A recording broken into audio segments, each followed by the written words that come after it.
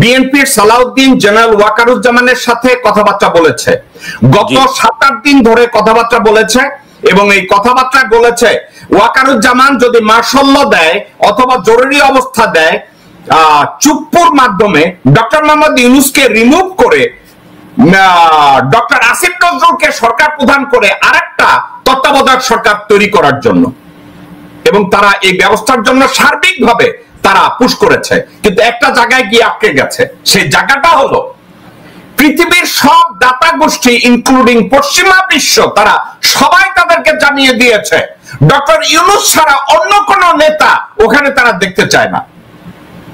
এখন এটা অত্যন্ত সত্যি কথা। তবে আমি আপনাকে এই কথাটাই বলি যে এই সালাউদ্দিন এই কারণে আমি মনে করি যে দেশদ্রোহী মামলায় তাকে অ্যারেস্ট করা উচিত। তার এই দায়িত্ব না যে এই ইয়ের সাথে ওয়াকারের সাথে বসে কনস্পিরেসি করে বাংলাদেশে আপনার মার্শাল জারি করবে। এই কারণে এটার উপরে বেস করে সালাউদ্দিনকে দেশদ্রোহিতার দায়িত্ব করা, অ্যারেস্ট করে তার পানিশমেন্ট হওয়া উচিত। এবং এটার সাথে যদি সালাউদ্দিনের সাথে আরও বিএনপি কোনো নেতা জড়িত থাকে বা অন্য কোনো পার্টিকেও জড়িত থাকে, তাদের প্রত্যেককে আপনার দেশদ্রোহিতা মামলা দিয়ে তাদেরকে পানিশ করা উচিত। কারণ আর দেশদ্রোহের মামলায় সর্বোচ্চ হওয়া উচিত, যেটা আমি মনে করি যে আমাকে যদি জিজ্ঞেস করেন কি হওয়া উচিত, আমি মনে করি এটা হলো সবচেয়ে গর্হিত কাজ, যে দেশের এগেনস্টে কাজ করে তার ফাঁসির হলো ন্যূনতম শাস্তি হওয়া উচিত ফাঁসি। আমি আপনার সাথে একমত, এবং আমি আপনার এই কথাটার সাথে শুধু অ্যাড করব, তার একমাত্র বিচার হওয়া উচিত মিলিটারি ট্রাইব্যুনালে, এবং দোষী সাব্যস্ত হলে তাকে ফায়ারিং স্কোয়াডে পাঠিয়ে দেওয়া হোক, নাম্বার 1। নাম্বার 2, আর্মির ইউনিফর্ম পরে দেশের সরকার প্রধানের প্রিভিলেজকে, তার এক্সিকিউটিভ পাওয়ারকে চ্যালেঞ্জ করা দেশদ্রোহিতা।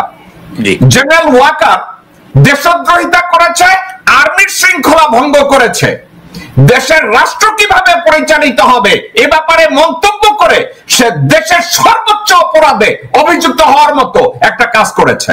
তাইলে ওয়াকারের বিরুদ্ধে যদি আনুষ্ঠানিক চার্জ গঠন করা হয়, এই চার্জের ভিতরে আসবে বিডিআর পিলখানা হত্যাকাণ্ড, এই চার্জের ভিতরে আসবে জুলাই আগস্ট হত্যাকাণ্ডের বিচার, 3 নম্বরে আসবে আয়নাঘরের দায়িত্ব, 4 নম্বরে আসবে সে সেনাপ্রধান থাকাকালীন সেনাবাহিনীকে অর্ডার দিয়েছে জনগণের উপরে গুলি করার, এবং সর্বশেষ এবং সবচেয়ে বড় চার্জ দেশের প্রধান নির্বাহীর গভর্নিং বডিকে, তার সিদ্ধান্তকে সে চ্যালেঞ্জ করে রাজনৈতিক বক্তব্য দিয়েছে। আপনি কি আমার সাথে একমত না দ্বিমত পোষণ করেন? আমি আপনার সাথে একমত, তার সাথে আমি একটু অ্যাড করতে চাই। জি প্লিজ।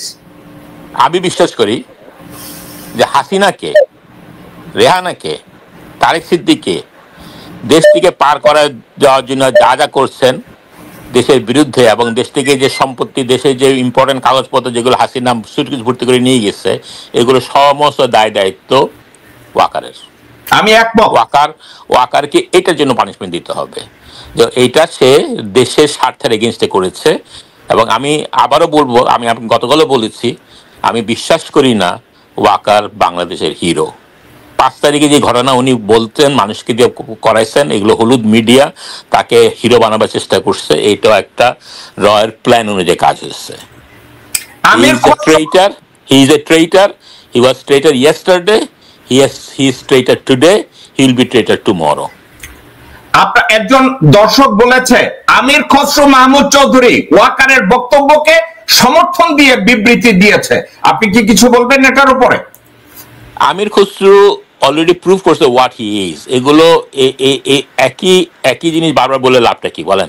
এগুলো সবগুলোই এখন গার্বেজে যাবে, এদের রাজনৈতিক কেরিয়ার শেষ। এই জনগণকে আমি শুধু রিকোয়েস্ট করব যে জনগণ যাতে এদেরকে গার্বেজে ফেলে দেয়, জনগণ যাতে এদের পিছিয়ে না যায়।